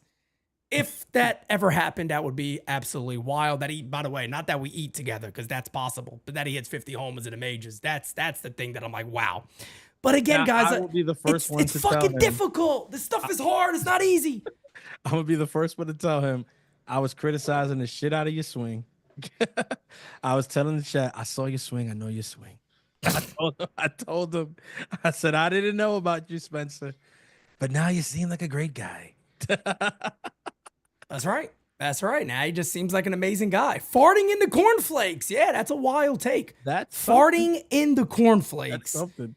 Is like a big new thing to be said around here. But The deadline is quickly approaching. The reason that I thought it was very, very fun today to kind of bring up Spencer Jones in that regard was not necessarily to degrade Spencer Jones. That's not the point of this. The point of this is nowhere near to degrade Spencer Jones. We're very, very happy with the year that he is having and all of that. No question about that. I'm very, very excited about Jones having the year that he's having and, getting, higher up there in a lot of people's eyes, and people are very excited about him. Because if you guys remember, at the beginning of last year, everybody was also really hyped about Spencer Jones. And then the season didn't go so good and nobody talked about him. Actually, Baseball America and everybody else was like, yeah, he's kind of like, we're going to drop him from like number 102 to like number 11 on prospect rankings. And he almost fell off the top 100s. And it was ugly. So, yeah, guess what? He faced criticism, right? He's bounced back in a major way. He's recognized things that were wrong and he made up for it. And now he's doing great. But as always, I just warn everybody, temper your expectations. That is not a knock on the player at all. That is not a knock on Spencer Jones. That's not a knock on when Volpe was coming up. Just temper your expectations a little bit. Let these guys be who they're going to be. If they don't get traded, let's hope we see them. I say that all the time, right? If you're not going to trade a prospect, let's see them play. Let's go with this new group of youth that we're kind of seeing at the major leagues now. Let Spencer Jones be the next part of it. If somebody were to tell me today, the Yankees really believe in this kid and they want him up here, you know what I would say? Maybe you trade Trent Grisham and put him in center field then. Yeah. I know this year with Trent Grisham and the Yankees, it's interesting. I honestly, after his heroics the other night, and I'm just like, dude, I don't know. I don't know. I think he's a very good candidate in my opinion as a sell high guy, but I just don't see them doing it. I don't see them doing it. I think he's too big for the clubhouse also. Yeah, no, I think he's definitely ingratiated himself in the culture there. Yeah, no doubt about it. Mooney loves him. I think he's right. That's it. He's one of the guys. And when he speaks, you kind of can see like he speaks with an air of like, I'm one of like the big dogs in the clubhouse. And I'm not against it. I like that he's kind of, moved into like kind of a leadership role there. It's him, it's Giancarlo, it's obviously Judge. So when I think about that, dude, I don't know. I don't see them trading him, even though I feel like he's such a good sell high candidate. He is definitely a sell high candidate. One of the things I really like that he said is that he likes those big moments because there's just a sense of calm for him. Yeah. Like there's just a sense of calm for him when he comes up there. And look, he's always been a big game performer, by the way. The Yankees really didn't give him a chance last year. I mean, I go back to we mentioned that early in the year. I know things are different. I know the stats then were different and all that, but but they still kind of played up enough. And with everything going on with Verdugo, it's like, damn man, he had you guys in such a chokehold. Like, I mean, damn, Dominguez, you didn't even let Grisham get a chance. Like, you just didn't care. It was Verdugo's job, and that's it. That's the wild thing because Verdugo was just providing defense. Well, Grisham provides better defense. And I mean, it seems like they don't want to play Grisham anywhere outside of center field, though. It seems like that's all they want to play him. Yeah. And Brian with a good question. Who has more trade value, Dominguez or Spencer Jones? Jason Dominguez, brother. Now, Dominguez is proven at the MLB level, kind of. And he's not like fully proven or whatever. It's not foolproof, but that the MLB games under his belt, that shit weighs a lot. Yeah, it definitely weighs a lot. It outweighs AAA by far. My opinion. Now, some of you may think differently, but I definitely think Jason Dominguez has more value than Spencer Jones does right now. Again, much younger, a couple of years younger, years of control, has a little bit different stuff to his game.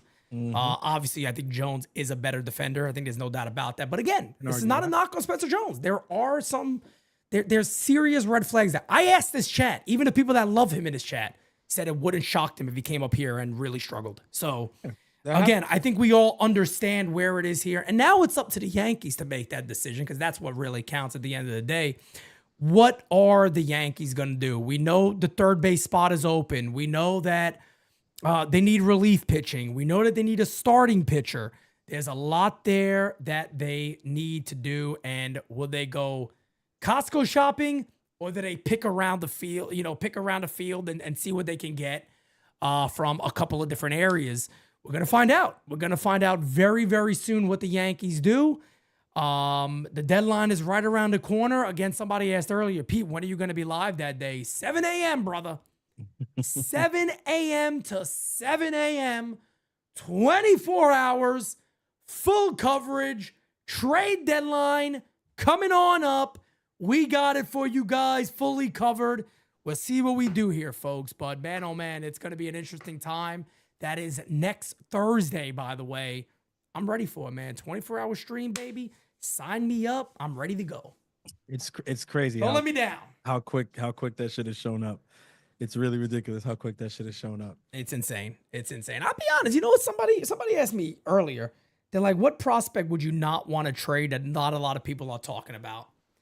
Man, Rock Riggio, man. Oh, well, sorry, Roldy. Rock is one of my guys. Yeah, Roldy's going to be mad. Hey, he said it first, not me. I'm agreeing with him then because he said it first.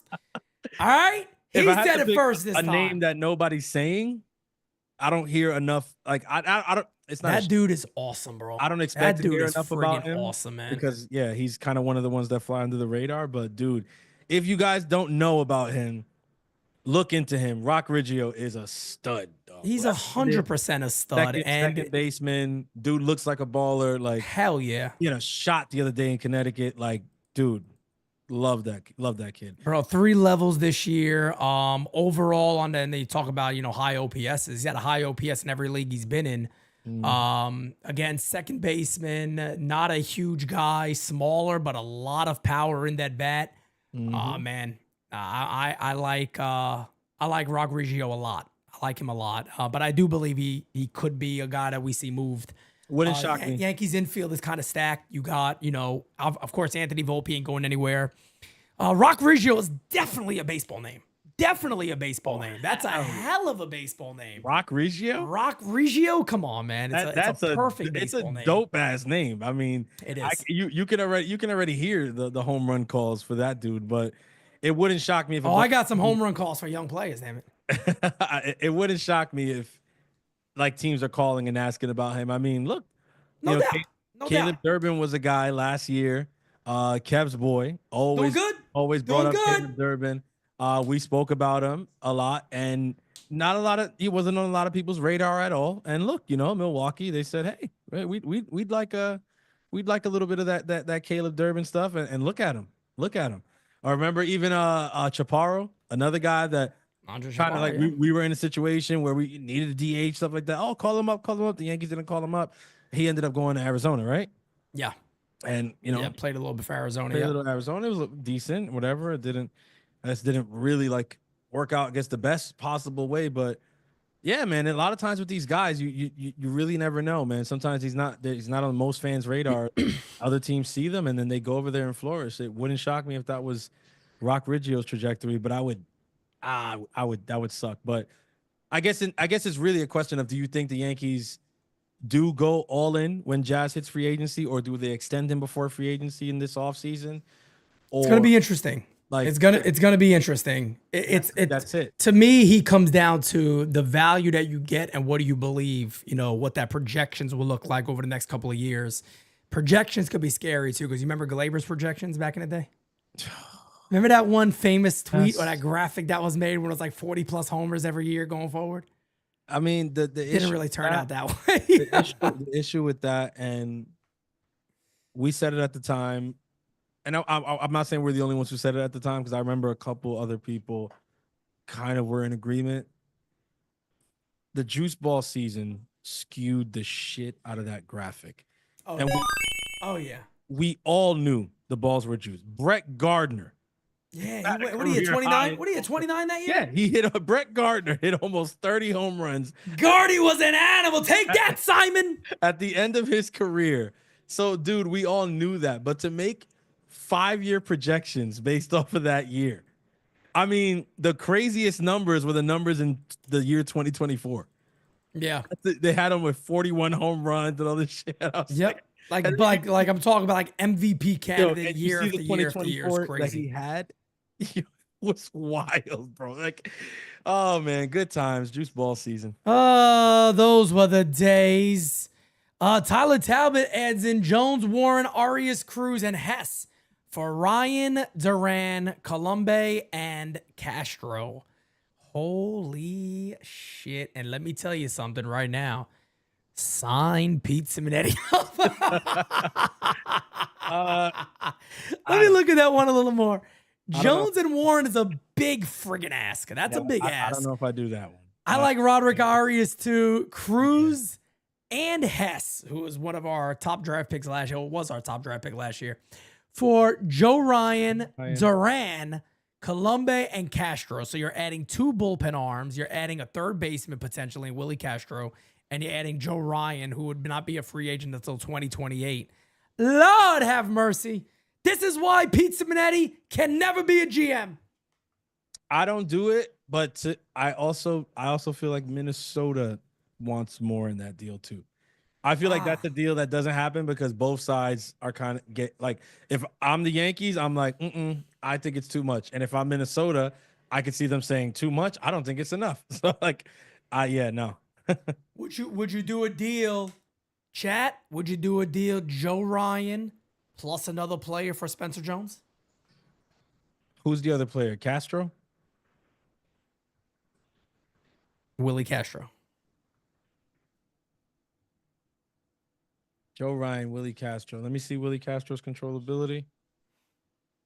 Chat, what do you think? I'm not going to lie. I'm leaning yes. I'll just come out and say that, but I need to see something first. Willie Castro is under contract. Wow, I'm shocked. You got a lot of maybes and yeses in the chat for that deal. Pretty surprising. Oh, no, he's a free agent at the end of the year.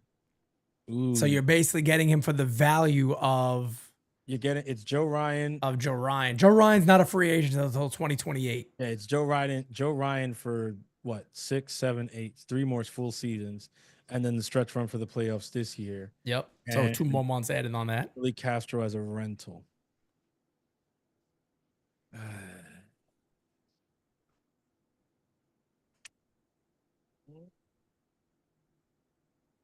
That's a good fucking question. It's a good question.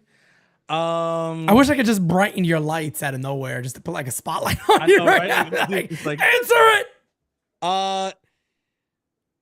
I say yes, and my yes banks solely on the fact that fuck it, man.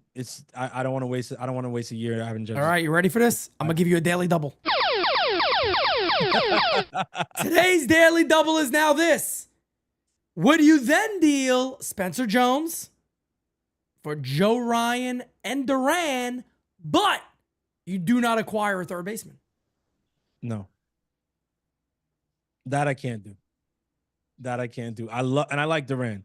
Duran actually has a dope ass freaking entrance in Minnesota. I know that shit doesn't matter in trade talks, but I love his entrance in Minnesota. This man's talking about the entrances here. That shit is fire, though. It's like, hey, when you watch a wrestling match, it all matters. Okay. That's true. That's true. It does. I love his entrance. But damn the entrance. He's got electric stuff. And I know that we need that at the back end of the bullpen. But that stuff is pretty sexy. I'm giving away Spency, and I'm getting the 2 arms, but I'm not improving the lineup. And I improved the shit out of their lineup for the next 6 years. I don't know. But look at that. Yeah, it's tough. I know a lot of people can disagree with me with that one. I won't. Francis is trading prospects based off their entrance. This is bananas. He said, "The hell with it." Look, Macho, you got to defend this position. I mean, come on, Macho Man had to have a great entrance. Exactly. He said it means something, brother. Gotta make an entrance. Yeah, I know. I love Duran, dude. If we find a way to get Duran, I'll be one of the happiest people. Minnesota is an interesting team though, because they're kind of right there with the Pirates and another team too. The team we played today, the Braves. I mean, they're not gonna trade players off. They're completely out of it. I mean, I don't know what they're looking to do. It's really weird with the Braves though. Like you never know. You never know what they're gonna do. And then like, what would you give him for Acuna? What would you give him for Acuna? Everything. I said that today. Somebody's like, Pete, you wouldn't even trade Dominguez. I said, shit. Shit. I love Jason. Hey, I love Jason. Jason, brother. Look I'm going to cheer on you in Atlanta, I love you. I'll buy your Braves jersey. I'll buy the hat. I love him. I will go to games. I'll take the flight down there. I'll drive down there. But for Ronald Acuna Jr., listen, injuries and all, gang, I'm taking it. I'm taking the risk. I'm taking the risk. I don't give a poot about the injury. I don't give the poot about the injury. Nah, what? Sign me up, baby. They said they want Dominguez, Jones, and Lombard. Done. I know Los would send them over. Send them on over. What are you talking about? He just messed up his ACL 2 times. Los would. We wouldn't be able to go anywhere near that guy for weeks, months, maybe a year or so. Just have to let him be for like a year or so. We saw him at spring training. He just gives us the cold shoulder. They just give us the look.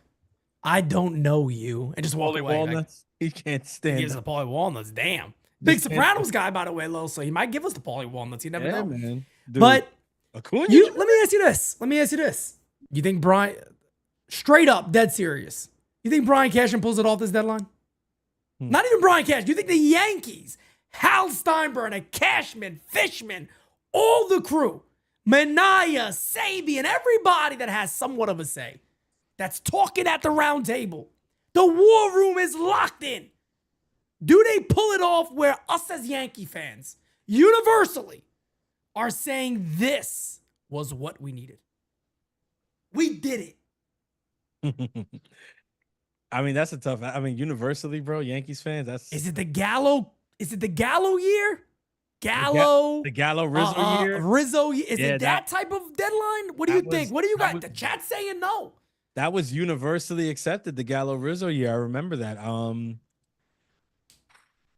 The thing about it, though, Pete, is that, to be honest with that question, the fan base is very split. There's people who are dying for Suarez and Pinstripe, and then there's a large section of fans that say they don't like him. They say he strikes out too much, he sucks defensively, his own base is low.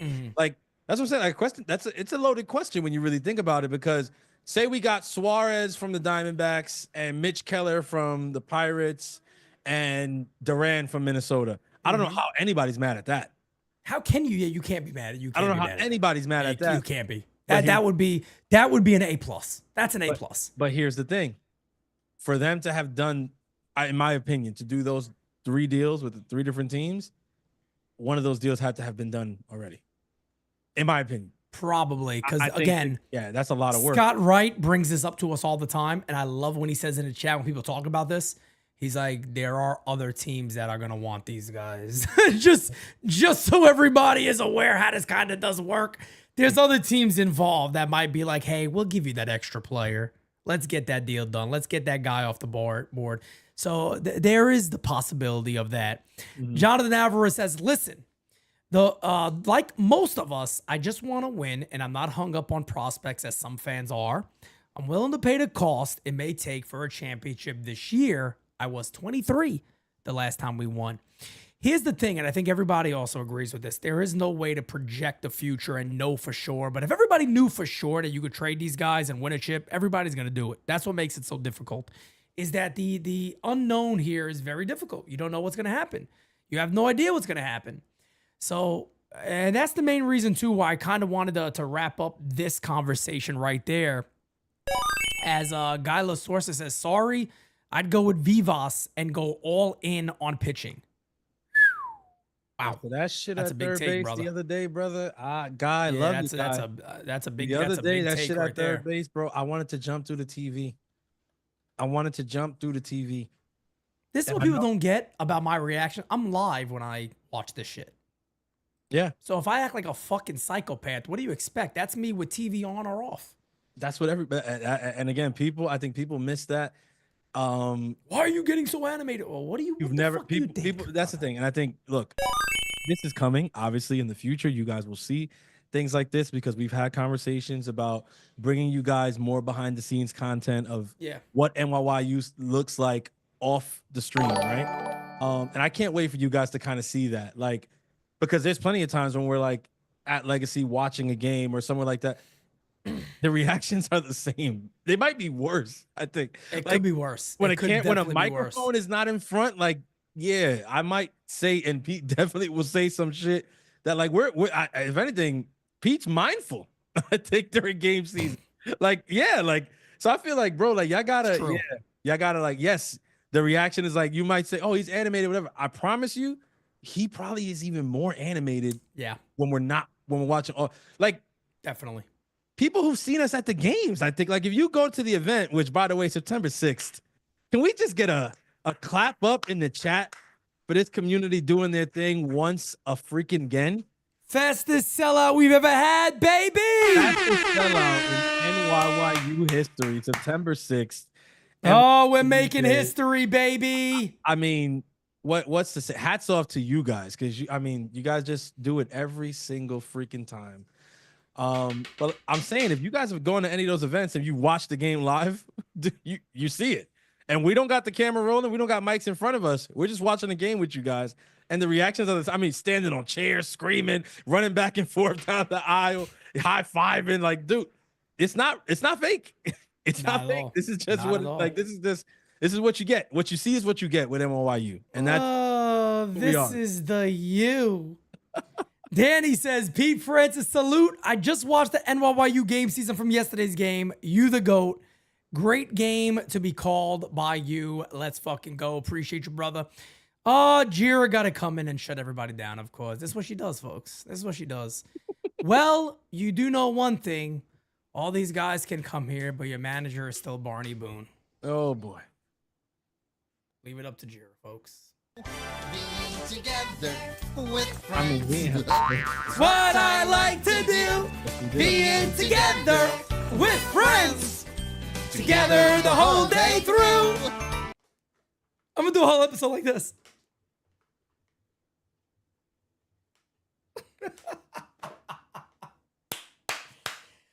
She loves to just destroy us, doesn't she? I mean, it's not wrong. She is right. I want to know called why. him a bubble blowing fuck the other day. I want to know why my sister is like this. That's what I how want. she was born. I told everybody. Somebody asked me the other day, why is she so mean? I said, she's born that way. He said, Nothing you could do about it. She was born like that. You definitely did call him a bubble blowing fuck. I did. I called Booney a bubble blowing fuck. No, the other day with the double play, I think Volpe grounds into a double play. They cut to Boone. There's Boone blowing a bubble.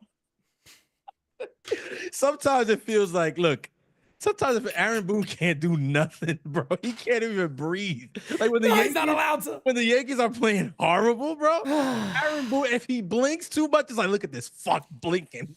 Why is he blinking like that? How dare you blink? How dare you blink your eyes 3 times in a row, you son of a bitch? It's like, dude, they cut, but it's like, of course, after the double play, they cut to him and he's blowing a bubble. Like it's just every time, every single time. Every time they cut the Boone in bad moments, he has a big ass bubble being blown in his face. Bro. Every single time. Every single time. But ladies and gentlemen, I don't know if I have not seen William Henry. Let me just say something real quick. He's been Smash or pass. Smash or pass. He'll pop out any second. I don't know if we got somebody today. I don't know if anybody was sending something out there, but I got one. I don't have anybody. You got some? I got one. Oh my God. I got there he is. Look, William Henry here. Oh, present. All right, William Henry, do you have one, or are we gonna go with Here we go, folks. Get ready. All right, Lil Den says he got one. We can save mine. Let's go, Lil Den. Who you got? And Frank. What the fuck are we doing? You got to pull her up. You have to pull her up. These are the rules. We have to put her on the screen. Wasn't she a kid? We have to put her on the screen now. I can't put her on the screen. What are you guys, nuts? I mean, there's got to be a picture when she was older, no? I don't see any pictures of when she was old. These are all fucking, can't throw a fucking kid on the screen. What the hell am I, Jake from Talking Yanks? God damn. The fuck is going on here? I ain't putting children on the screen talking about smash or pass. The hell, we nuts over here? This ain't that show. This is not that show, folks. This is not that show. We do not do that here. Oh, we shoot. Yeah, we skip that shit. Thank you, Ronnie. We don't do that shit over here at the U. We don't play that. I don't like that shit. We don't like to play around with shit like that. Nobody does that here at the U. We save that for the sick fucks over there. They want to do that shit, they do it. God bless them. But I ain't for that. I ain't for talking about homers and then you say things about. You see a kid hit a home run, you talk about fucking sex. What the hell's the matter with you? It's fucking got something wrong with your head. Tell you what, that's how you know they don't got fucking leaders or bosses over there, because For me, that's a fucking smack behind the head. He must be out of your damn mind. Bobby says, you guys are the best. Never give up on doing what you're doing, and or the Yanks. Never in the world we do that. But can we get somebody else, please? Get us like a fucking old ass woman in here. Yeah, let's. I got. Do we want to go with mine, or do y'all got another one? We can go with yours. Let me see the chat. What y'all got? Yeah, now that they just can't get over that. Pete. Just that's the thing about my brother over there, man. Because the dude, you don't even see the gun before you realize that shooting is happening. That's the crazy part. Like, you don't see the gun, but then you hear the shots and you're like, wait, he had a gun this whole time? Like, just AK. Okay. He's packing. John V. Kapoor? John V. Kapoor. Who the hell is this? Let's see. I'm scared to look some stuff up. That's from my brother Ronnie. Is wild. Let's see what he said. Esther Roll. Much. What are we doing? Come on. Oh, okay, let's see here. Let's go with John V. Kapoor. I mean, is this who it is? I mean, this is easy. This can't be true. This can't be right. I mean, come on, man. What are we? Is this her? If that's her, come on, man. Is that her, Ronnie? Ronnie, is that her? Tell me if that's her. If Ronnie, is that her? Please tell me if that's her, because this is the easiest smash up pass in the history of America. Has to be. America. Has to be. Bro, if that Roy said Harriet something, bro, I fucking can't. What's wrong with y'all, bro? Yo, we can't do, guys. Why are you guys saying people like that? What is the matter with you, Roy? Yeah, William Henry. That's not a bad one. I mean, this is. He said Kathy Hochul. That's not a bad one. All right, Ronnie, if this is your one, if this is her. I feel like Uncle Dom when he's trying to do that voicemail. It's Pete Girafred. Yes, I mean, come on, man. That's an obvious yes. Easy if that's smash. her, that's the obvious yes. That's come on, yes brother. On Monday, Tuesday, Wednesday, Thursday, Friday, Saturday, Sunday, at any time of the day. Any day, 150%. That's a yes. Any day that ends in a Y. Kathy Hochul was one that. I don't want to see that woman's face, man. He doesn't want. Hey, just put her up. You never know. We might get some interesting answers in the chat about Kathy. Gotta do Jeter's dating roster. Do you want to know? I have something very interesting for Jeter's dating roster, but I'm saving it for a Bronx or nothing. So stay tuned. There you go, guys. Have fun. I'm passing. I'm passing with a fucking bus. I'm passing. Yeah, guys. I'm Jeff passing. Yeah, guys. I'm gonna have to pass. I'm gonna have to pass. I'm gonna have to pass. Yeah, that's a pass. That's not the most flattering picture either. Ronnie, well, you made her famous at the U. I'll tell you that much. No, you did. She might be only famous in India. I didn't know. She's also very famous in the U right now. Mine she is definitely famous in the U. Mine was Angela Bassett, but it's Angela Bassett right now. Oh my God. No, I'll look that up all day. I've always loved Angela Bassett. Lord have mercy. I'm going to look this up right friggin' now. Ah, yes. It's Angela Bassett right now. That's the picture I was thinking about too. This is what she looks like right now. But do y'all know how Angela Bassett is? She's 60 something, right? She gotta be in her 60s. She's in her 60s, bro. Yep. Smash. This is Francis all the way. I'm telling you. Smash all day. When I'm talking about grandma, this is what I'm talking about right here. This is that premium granny. You know what I'm saying? This is smash. Oh my God. This is that big mama. Oh. Yes. Oh my God. Yes. Now that's a piece of gabagool you don't pass up on. Jenny O'Hara. Jonathan Alvarez is my guy. So I want to see who this is. Who is Jenny O'Hara? Where's he said? Where he said in the chat? Yeah, Jenny O'Hara. Jonathan, now where is he? Kyle Malay says, "What about the old scary lady from the movie Matilda?" Miss Trunchbull? Nah. Fucking Francis would know that shit. Miss Trunchbull is a pass for me. Yeah, bro. Matilda was my shit. I can't even hold you. Matilda was my shit. Miss Trunchbull was too brolic. She would fuck me up. I can't do that. Now, Mrs. Honey. Mrs. Honey she's honey, you know what I'm saying? She's sweet, Honey. You know what I mean? Yeah, Mrs. Honey had me feeling things back in the day, man. I was like, damn, Miss Honey. She took out them glasses. Yo, what? The classroom. I was like, looked up Jenny O'Hara. This is the second picture. What is this? Is that Star Trek? I think that's the Wishmaster. Oh no. I think that's the Wishmaster. Nah, son. What are we doing? Nah, That's the picture that came up. Hold on, let me see another one here. Nah, eso no puede ser. Eso no puede ser. Is this her? If that's her, if that's her, I'm gonna have to blast for the pass. I'm telling you. Listen. Ronnie says, "Hey Francis, what about the mom from Home? Oh, from Home Alone? Yes. What's her name? I forgot her name. Yeah, I forgot her name. I just because she was also. Oh, Jonathan Alvarez. That's an easy smash. That's too easy of a smash. Oh, Leah Remini? Yeah, that's an easy smash. That's guaranteed. That's an easy smash. The Everybody's mom gonna from say Home smash. Alone? The mom from Home Alone. All right, during the time of Home Alone, yes. Now, yeah, she's I like my women a little absent-minded. You know what I'm saying? You can forget a kid completely. Like I like that because that means your mind is on some other shit. So I'm down. But like she was in Beetlejuice too. Yes. Yes, she was. She was a new one too. Miss Honey is a smash. Not Miss Honey, definitely right. Tyler knows ball. Tyler know what I'm talking about. Miss Trunchbull was Mrs. Bianca says Mrs. Doubtfire. No, that ain't no Mrs. That's a Johnson. You gotta get a woman's show over here to talk about that. That's a Johnson in them pants. All right. RFP Those granny panties there's a Johnson attached to it. No. Y'all can't. Hello. That's what you be saying when the pants drop. Hello. They say hello. Katana from Mortal Kombat. Come on, bro. Come on, bro. Every time, and then afterwards, I know she's gonna probably kill me. It is what it is. Mrs. Doubtfire is a classic, though. I think Robin is Williams, that it? one of my Is that it? Did we get another one here? Morticia Sunset. from Addams Family. Triple smash. Automatic. Triple smash. Somebody said Medea. That's a no. Lil Den. I appreciate that. I appreciate we can't. the submission. But I can't do players. We can't do player stuff here, whatever. No, we ain't gonna do that. We got to maintain a certain. And that's my look. Me and Carlos Rodon. That's my brother. I love Carlos Rodon. I do that. Ronnie says absent-minded. Francis is stupid. Perry says Marcia Cross.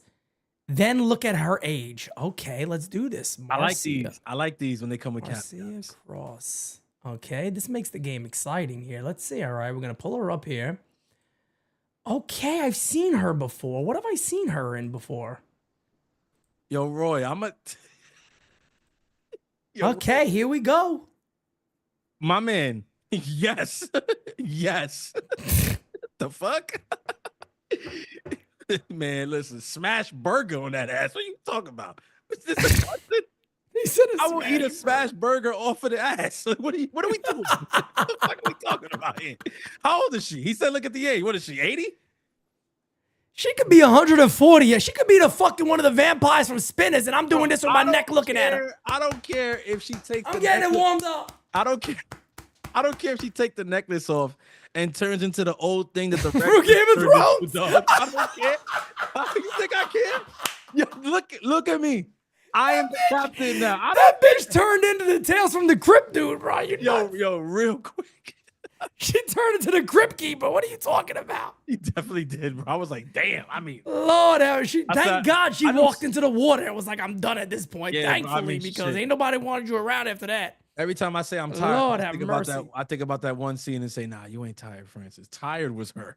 That was tired. That's what she was. Let me tell you something. Nah, Whoopi Goldberg. When you walk into the water, Jira. knowing you're just gonna collapse, that's when you know you've had enough. That's when you know you're done. I want to find out this girl's age, though. Get the fuck out of here. She's 63 years old? No. Hold on. I'm going to get a newer picture of her then, because that's okay. This is her now, and it's still a smash. I know Francis too well. I know me too well. It's still a smash. Oh, hell yeah. Come on. What are we talking about? It might not be a smash burger. 63 years old. It's not a smash burger no more because I ain't trying to. But pass on Whoopi Goldberg. I ain't even pancake. Yeah, nah. Sophia Loren. Come on. Before and that, well, now she's passed away, brother. I mean, P saying that now, brother, she's dead. We're not necromaniacs over here. She's passed away. Come on. That's one of the greatest Italian women of all time. I will not knock Sophia Loren ever. Come on. Ever would I knock Sophia Loren? when That's she one of was the alive? greatest Italian women of all time. Yeah, she was beautiful. When she was alive, I would have knocked Beautiful. her off. Yeah, hell yeah. But no. God bless, man. Can't. Yeah, come on, man. Look at this. That is a woman. Madonna. Sophia Loren. Madon is right. You bet your ass is a Madon. Madonna, look at this. That's gabagool you don't pass on. Right now, nah. You know that's A1 premium cut, baby. You know what I'm saying? 100%. They don't got that. 100%. Got that at every deli. No, that definitely does not come at every single deli. Let me tell you, she gave side eye. Look at the side eye she gave too right here. She's like, shit, you think you something. Look at them big ass titties hanging out. What's the matter with you? Oof. What's the matter with you hanging out? She's still alive? No. I thought Sophia Loren passed. There's no way. What are we doing? There's no way. I feel terrible. No, I thought she recently passed. Oh no, she alive. She celebrated her 90th birthday. Yes. In Yes. September of 2020. Yes. Sophia Loren is alive and kicking. Yes. Yes. All right, so you know what we got to do. We got to see what you look like now. Francis, I can't do that, Francis. We got to see what Francis, she looks I like can't now. do this, Francis. Francis, don't do this to me. The heart is still beating, my brother. We owe the people. We owe the people. You guys are really going to make me do this, chat? I have to do this, chat? I have to? Okay. I'm not going to lie. Yeah, she might could still get the Francis special. All right, so I don't think this is 90. This is older, and this is still going to be a yes. Yes. Come on. Come on. Come on. What about Angie? Let me tell you something. Party? That woman right there at that age, she knock your socks off and make you a bowl of spaghetti right after. You don't get better than that. You do not get better than that. She knock your socks off, make you a bowl of pasta, put it on the table with 2 sides of meatballs and shred the Parmesan right there in front of your face. Forget about it. You don't get better than that. All right, Ronnie. Ass and Parmesan right after. You don't get better than that. I mean, there's really no better combo. And There isn't. And Parmesan is different. I don't know how you turn that down. No, especially when it's shredded for you. Damn, I'm trying to get a good picture. I liked Ronnie's last one. What was it? Angina Williams, House Party 3. See if I can find it here. Walter Goggins? What is Macho King talking about? What are we doing here? Walter Goggins. Yo, nah, I'm good. What are we doing? Wait, what did Macho say? Get the maple syrup. I told y'all, bro. I'm too old for all of that. I can't fucking do this part of the show, bro. All of that acrobatic shit in the club. I'm sorry. I'm not doing that. Right? I'm old. Oh shit, I got a cramp on my side. Look, you see what I mean? You see what I mean? You know, let me tell you something. What's great about comedy? Timing and going back to past jokes. We started the show with maple syrup. My man brought it all the way back. Full He circle. said, get the maple syrup. Full circle. I'm telling you, full circle. You cannot. Oh my God. It's what I told y'all at the beginning. We too old to be playing in those waters. You know what I'm saying? You got to chill out. At a certain age, all of that adventurous shit is for the college kids, right? You got to stop. Put the maple syrup down. You're going to hurt somebody. Okay? Listen to Francis. I'm trying to help y'all. Facts. There Stop. comes an age where you got to stop with all that little side stuff. And I'll be honest with you, though. I still think I'm well within range. Well within range. Yeah, Kyle Malay. You want to hear something nuts? He just said some wild one. I'm not going to do it. Listen, now him, I wouldn't What did mind Malay say? disrespecting. Oh my God. Disrespecting, but we're not going to do that, man. No, we ain't going to do that. We can't do that. Yeah, we can't do that. Like anybody from the team or connected to the team and all that, whatever, we're not doing that. Who was, let me ask you a question. What age is Unk status?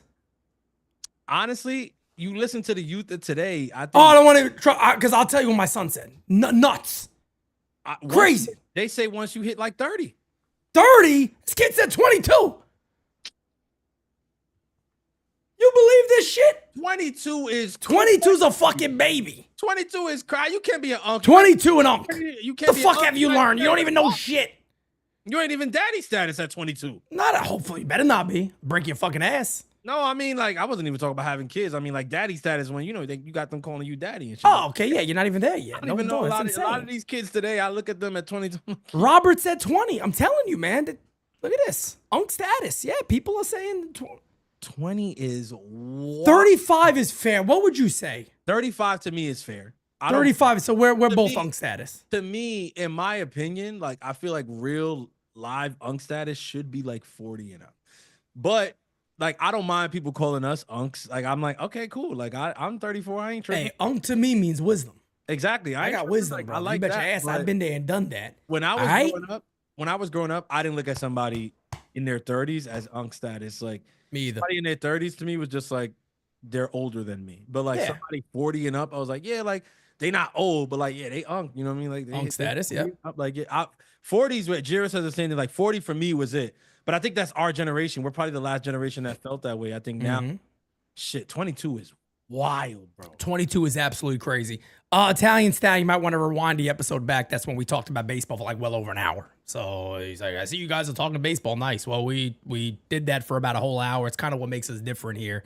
We also have a good time. So it's kind of what the An hour plus. I mean, episode is. Yeah, probably an hour plus. last 30 Definitely. It's minutes. almost 12 o'clock. What the hell? Yeah, Hell bro. yeah, we've been doing this for Been over an almost hour. 2 So hours, just yeah. start the episode at the beginning, man. You're going to get a lot of baseball talk there. Good baseball talk too. Yeah, no doubt. Alice side from of the it, but Honeymooners. Alice from the Honeymooners would certainly be a smash. Yeah, easily. Though that even as she got older, I know she has passed away because everybody from the Honeymooners has passed away, but she would definitely be a smash. But yeah, smack Isn't the it like, crazy? hit that subby, folks. Isn't it crazy you watch something like that, like a show, knowing that everyone on that screen is no longer with us? And it's the crazy thing is, it's still popular today. Like that is a Yeah. show that somehow a lot of young people are still watching, like enjoy it. Well, a hit is a hit.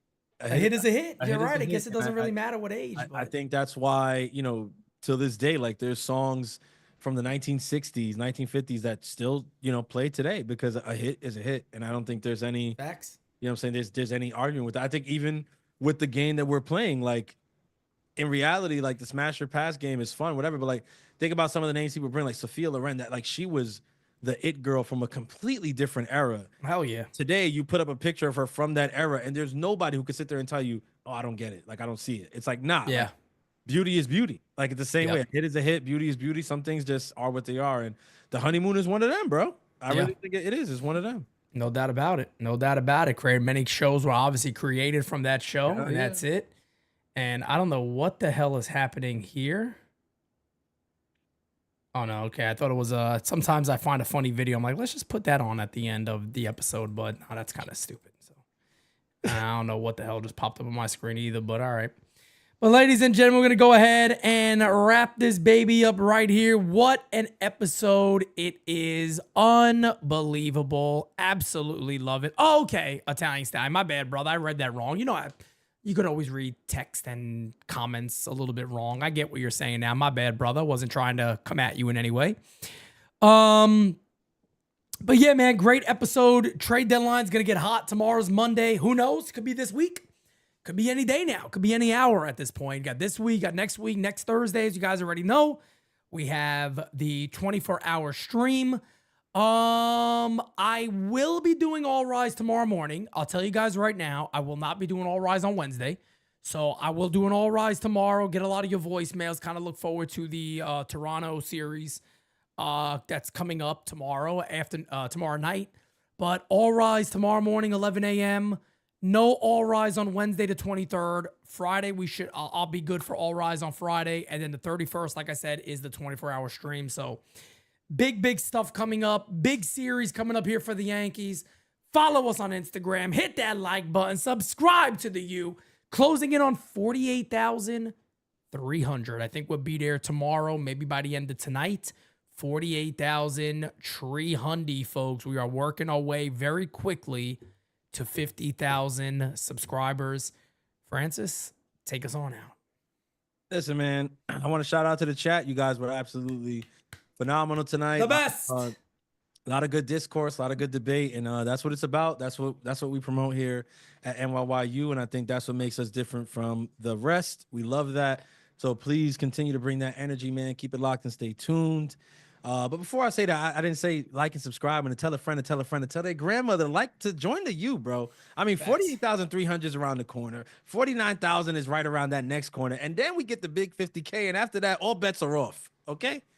I mean, you could say you was a part of the first 50K, and you could be a part of the second 50K. But guess what? The one thing you know for sure is there's going to be a whole lot of 50Ks coming. Okay. Because this train ain't stopping for nobody. So keep it locked and stay tuned because the next episode will, in fact, be the best episode.